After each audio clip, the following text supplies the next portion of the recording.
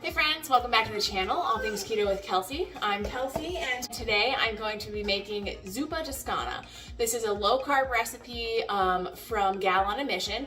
I will be linking her recipe in the description below, so if you need to find that, definitely go to the description. You can click on it and it'll be right there. I make a couple of changes to this recipe to just for our preferences, but I'll show what those are. As you guys know, fall is right around the corner and I'm getting ready to share about 4 of my favorite soup recipes that our family likes to eat throughout the fall season. So this is number 1 of our soup series. Okay, so for this recipe, you are going to need some chicken stock, heavy cream, salt and pepper, and crushed red pepper flakes, garlic, a medium onion, some sausage. I've defrosted this in the microwave just now, baby spinach, a large cauliflower, or some rice cauliflower, and that's about it. So, okay, so the first thing I'm gonna do is I'm gonna chop up my onion, just so I can get it going in the stock pot. And while I'm cutting up my onion, I'm gonna go ahead and preheat my stock pot.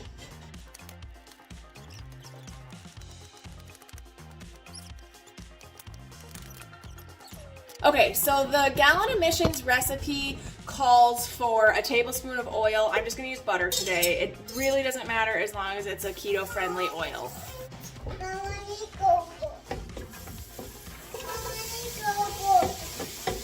So I'm going to start by sauteing our onion into the pan while I cut up the cauliflower.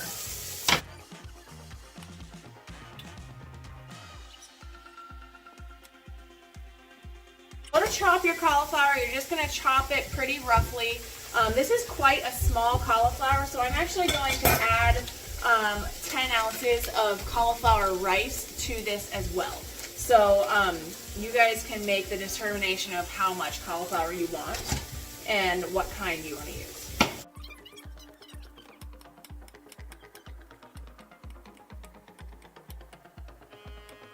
Once your onions have started to cook, you can add your sausage in there, and I'm just going to cook that until it's done.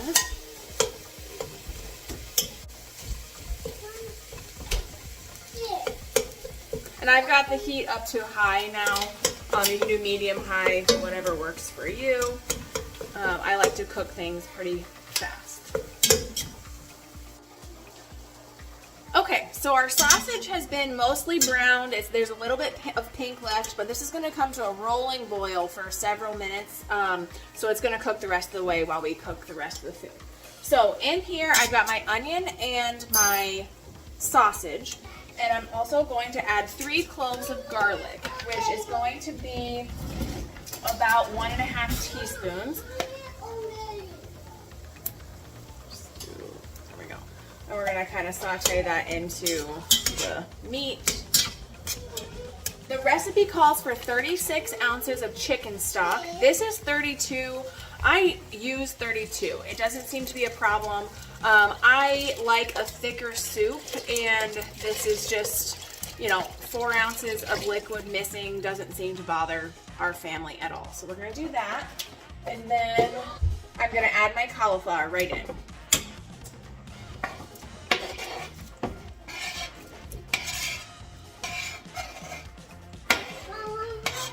At this point, we're actually going to add the riced cauliflower as well. And because it is frozen, it is going to take a little bit of extra time to come up to heat.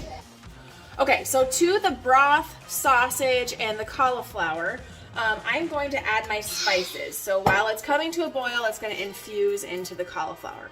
So you're going to put 1/4 teaspoon of red pepper. You could do less or more depending on your preferences. About 1/2 teaspoon of black pepper. I'm just going to eyeball it. My family's not big into black pepper, so I don't do a lot. And then a teaspoon of salt. So this is most of our ingredients. I'm going to give it a little stir, and then we're going to put the lid on, and we're gonna cook it until you can cook it at a rolling boil until the cauliflower is a good texture for you. Okay, so I've just taken the lid off. It's been about 10 minutes, and you can see the cauliflower is fork tender. It could cook a little bit more, but it doesn't have to. So at this point, I'm going to add a half a cup of heavy whipping cream.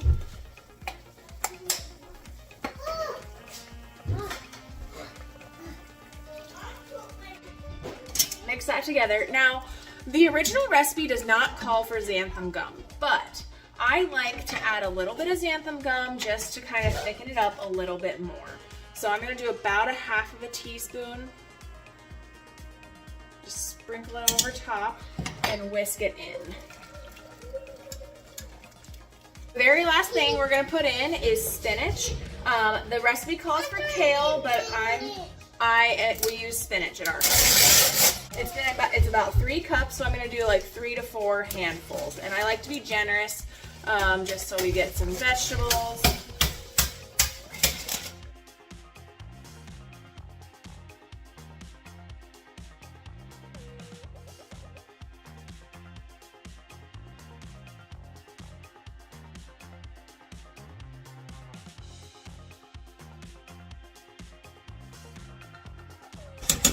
And that is the final product. You just sit with kale, you want to cook it for a little bit, but with spinach it wilts like immediately and it's ready to go. And you can see this is kind of like a thick chowdery soup, and it's just delicious. Are you okay? Okay, and you can see that beautiful broth.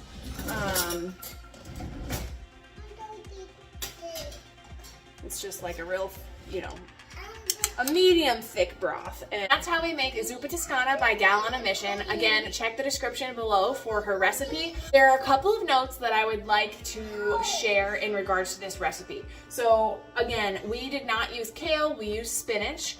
I did add a half a teaspoon of xanthan gum to thicken it up a little bit, and I just like that texture better.